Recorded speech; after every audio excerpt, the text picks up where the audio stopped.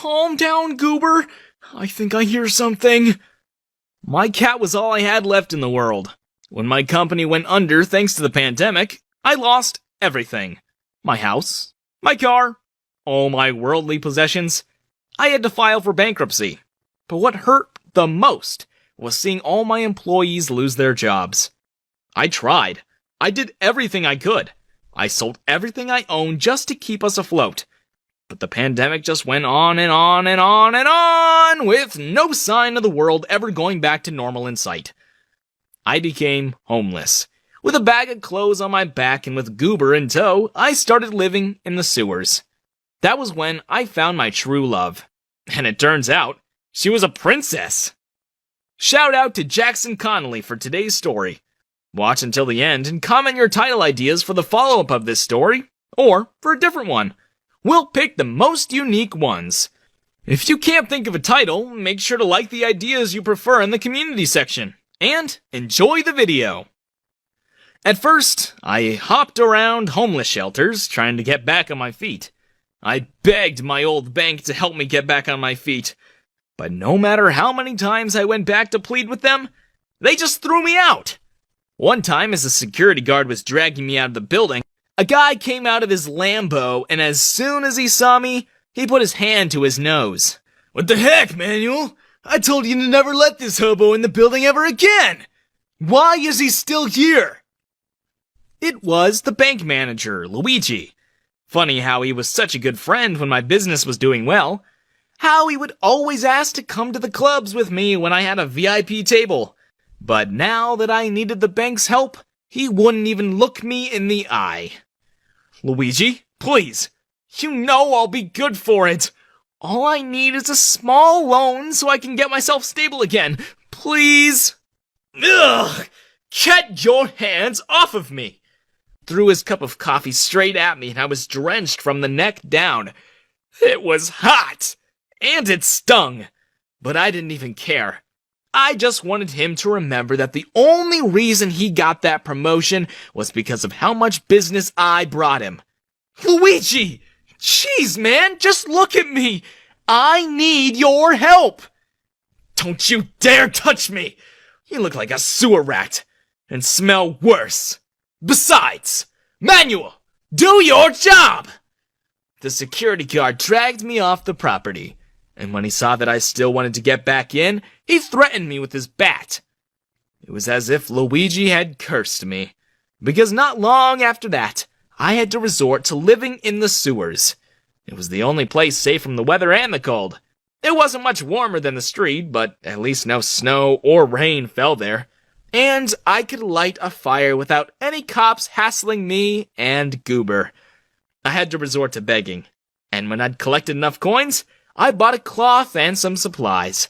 I cleaned people's shoes and wiped people's windshields, and at night, I'd go back to our sewer home to munch on people's leftovers that they'd hand me in the streets. One night, I heard a shuffling that sounded like footsteps. Goober heard it too. "Meow! Shh, Goobs!" There was even more shuffling. And then, like a ghost, she appeared. Thin as a whisper and with platinum blonde hair that reached to her ankles, her long, flowing dress was so muddy and dirty, you wouldn't have guessed it used to be white. "Hello?" She was so weak she could barely speak. "Hi. You hungry?" I didn't even have to ask twice. The ghostly girl shuffled towards us and plopped herself next to me on the bonfire. She stuffed her face with whatever she could reach. I didn't get to eat much that night, but I was happy I was able to help someone else. I thought she'd leave after she got her fill, but Annika stayed the night. She and Goober became instant besties, and they snuggled the whole night through. That was how I met her, and that was how our weird, raggedy family began. In the day, we would beg, rummage through trash, or clean people's cars to get by. And at night, we'd go back to the sewers to share in what little we had. One day, I found out Annika could sing. She had the most beautiful voice. And so, I worked my butt off every single day and scrimped and saved what pennies I earned, until I could buy Annika a nice dress and a guitar. I took our little family to the park and we sat on the fountain. I would play and Annika would bless the mere mortals with her heavenly voice. And Goober, well, Goober would lie there and enjoy the sun. People would flock around us and they would clap, and they would shower Annika with praise and money. We were happy, and we were able to buy food that wasn't someone else's leftovers. But still, we couldn't leave the sewers. And we were reminded of that when a couple of sorority girls passed by our singing fountain one afternoon. Hey, Mandy! Mandy, come over here! Look how cute! The cat looks like it's bobbing its head to the music! What? Oh! The second girl who appeared immediately turned her nose up. She flapped her hand in front of her as if to say the smell was intolerable. Ugh! They smell! No, Stella, get away from the cat! She could have rabies or AIDS or whatever. Yuck! Oh my god! Oh, why do you people smell like sewer? Annika stopped singing. Because we live there. What? Gross! Then you shouldn't be out here contaminating this beautiful park with your grossness! I couldn't let the girl called Mandy distract Annika. Those kinds of people, you just need to ignore. But then, two things happened in an instant.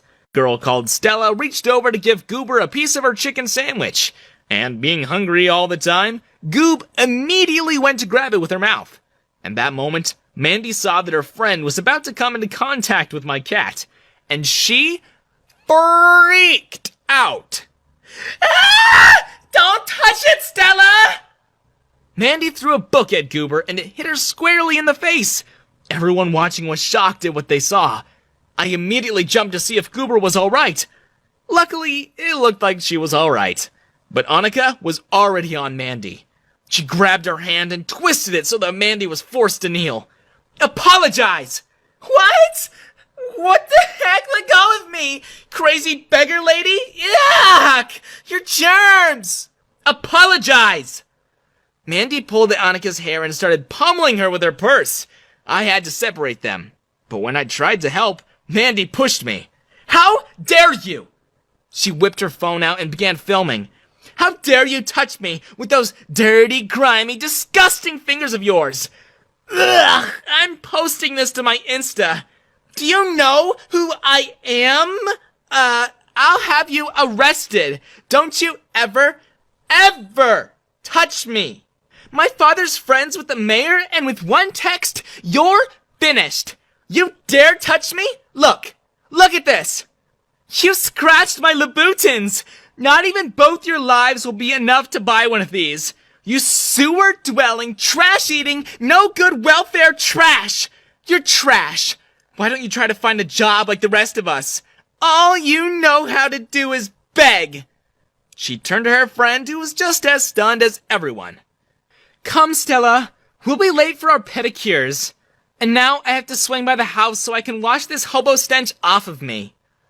But Stella wouldn't budge. So Mandy just stomped her feet and walked away in a tantrum. Stella bought us clothes that day. She let us into her home and let us bathe. She bought us food and even packed us a casserole that her mom made for her. And then she drove us and dropped us off at our sewer. I'm sorry it's not much, but this is all I can do to help. And I'm sorry about my friend.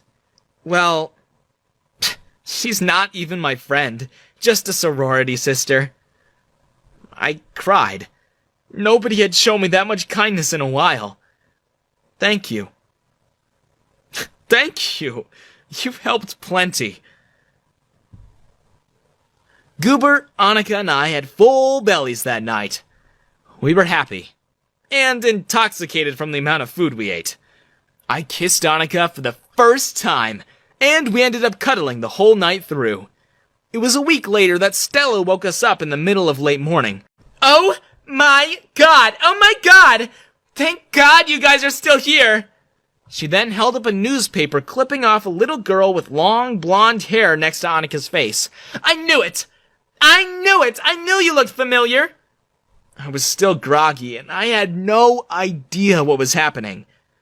What? What's she talking about, Stella? Why are you here? but the girl ignored me completely. She was much too focused on Annika.